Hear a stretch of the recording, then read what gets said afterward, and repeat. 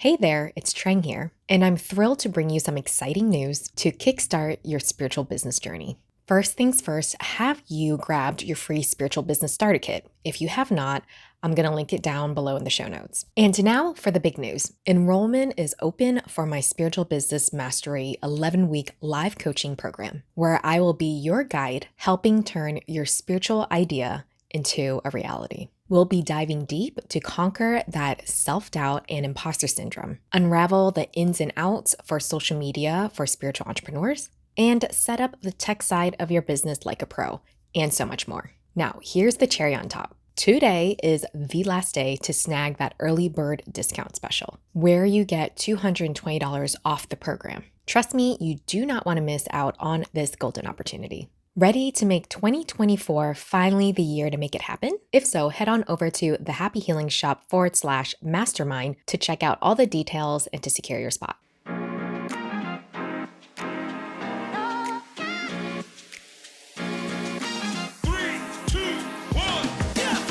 After leaving the corporate 9-to-5 grind, I became the boss of my own spiritual business, helping others explore and navigate the human experience from insight, wisdom, and lessons learned along the way. Today, I help aspiring spiritual entrepreneurs gain the confidence to share their gifts with the world. Welcome to the Happy Healing Shop podcast. I'm your host, Trang Pham Nguyen, and each week we'll dive into incredible stories of strength, resilience, and transformation. So, if you are ready for some serious breakthroughs, laughs and tears, and stories that will inspire you, you are in the right place, my friend. Let's get started. Hello, and welcome back to the show. Today, I will be answering some common Q&As that I get, so I hope it helped you if you are starting out on your own spiritual business. Also, share this with a friend that you might find this helpful. So first question. Can you build a business if you haven't done the inner work or shadow work? Now, for those who aren't aware, inner work or shadow work is another way of saying of working through your issues or the problem areas of your life. Some people will say no, that you shouldn't be doing healing work if you haven't done the healing yourself. And I kind of disagree with this because if you think about it, if you apply that to everyone in the world, that means there would be no therapists or counselors or doctors that would be working because they are human too and they are going through their own things, but yet they are in a profession where they are trying to heal and help others. So I think the key thing here is you can still be on your own healing journey, but it's to be aware of it and not project your fears and insecurities when you're helping your clients. It will affect the readings and the sessions you have with them. And everyone is going on their own healing journey, right? So in a way, even though you're going through your own stuff, you can take what you learned from it, the insights and wisdom that came from it, and also show how you overcame it. Okay, so next question is, what are your thoughts on giving free readings and services when starting out? So this one, I think, I have a couple of mixed feelings about it. I think that a lot of people do free readings and it's fine in the beginning, but the trouble that people run into is that they do it for such a long time, longer than they probably should, that people start to see them as the person where you get free readings, free services. And so when you start charging, people get surprised and they go like, what, you're charging for this now? So sometimes if you do it for a long time, people start to, without realizing it, disrespect your craft. However, you can strategically use it in terms of, let's say, when you're starting out or when you are a student and still in practice, you can give discount sessions. Or what I have seen is that you can give free sessions as well in exchange for a testimonial or review, which you can put on your social media, you can put on your website, and you can also get referrals from those people as well. And when you're testing things out and seeing if there's a need for it, and people say, especially family and friends, that you're like, yeah, sure, I would buy it. There's a difference in people saying they would buy it versus them handing cash. So the main point is they have to want what you're selling, but also have the money to buy it. Okay, so speaking of money, some people ask, how can I get started without breaking the bank? Now, I totally understand this question because when I started, you are trying to you want to make money, but at the same time, you're trying to get the apps or the platforms in order to do your business, right?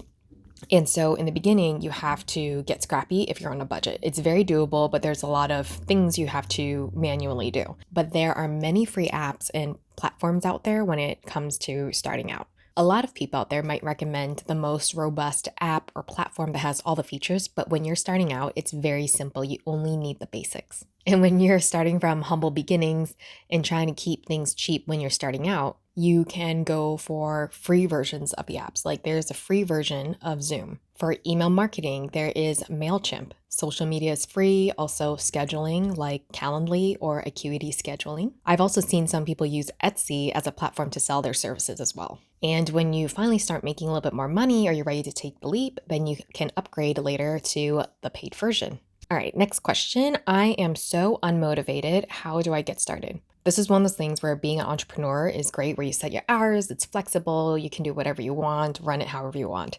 The downfall that I and other entrepreneurs have dealt with is that because there's a lack of structure, or it's not your typical 9 to 5 schedule, it's very easy to put things off. You don't have someone you're reporting to.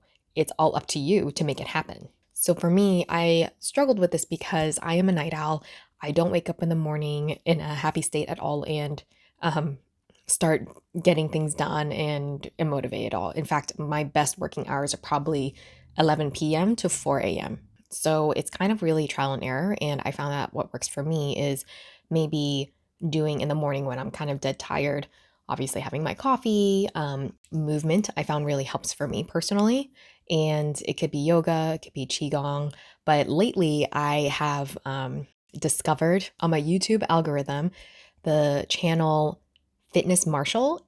And this guy, he dances exercise routines to really upbeat pop music. And it's only 3 to 4 minutes. So when it's a short time like that, I feel like it's very doable. And so I end up dancing to maybe 2 or 3 of those videos. So it ends up just being a 10-minute workout or some movement in the morning just to get me awake. And so I find that during the day, my brain is quite dead. So I'll do things that don't really tax my mind. So it could be looking through videos of my podcast and figuring out where to edit it, or it could be sifting through my emails and social media. However, later at night, when my brain is more its optimal state, that's when I try to do tasks that are more taxing on my brain, such as email copywriting. I also found it helpful to batch my work. So one day I might record a bunch of podcasts, and then maybe the next day I'll start working on a bunch of emails. One thing that's been incredibly helpful is having an accountability partner. So if you can have a friend or someone you know that says like, hey, do you want to work together in silent over Zoom or over Skype for an hour or two? Just having someone sit down with you and you guys doing work tremendously has helped me. And I like that quote by Oprah where she says, surround yourself only with people who are going to lift you up. That is so very important. So another thing I get is when people say, I have so many ideas and I just feel overwhelmed, and which one should I do? If this sounds like you, or if it happens to you, I highly suggest getting a journal or a diary and calling it my creative scrapbook or the ideas book. Some people will tell you to scratch all the ideas and just focus on one thing. However, I truly feel that those ideas can turn into something even more as your business grows, as you develop, as you start to pull ideas from so many different things. So it's kind of like a creative box that you can pull from in the future when you decide to expand your products, your services. Like when you start off right away, you're probably not going to start with creating a course, but based on the things that you teach later on down the road, you might go, oh yeah, I'm going to pull from my notebook because I had these ideas on how to create a course on the topic of XYZ, or maybe doing a journal or like a product for a specific theme. But when you're starting out, I do suggest focusing on very, very few things and getting people to know you for that. For example, I had a client that did readings and she wants in the future to focus on self-love and relationships, like a relationship program or finding your soulmate program, right? And including a journal that has prompts and things like that. And that's a lot to do all at once. So what I suggested her, and I'm going to ask you the same thing, is what do you want people to know you as? That person that does XYZ, what is it? So for her, it was wanting to be a mentor for people, wanting to help people through their difficult times in their life.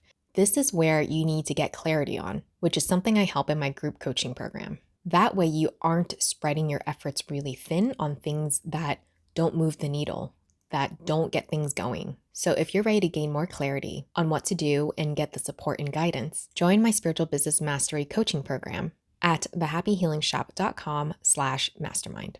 That does it for today's episode. If you enjoyed it and found it helpful, please give it a follow and leave a rating. Thanks so much for being here, and I'll see you next week.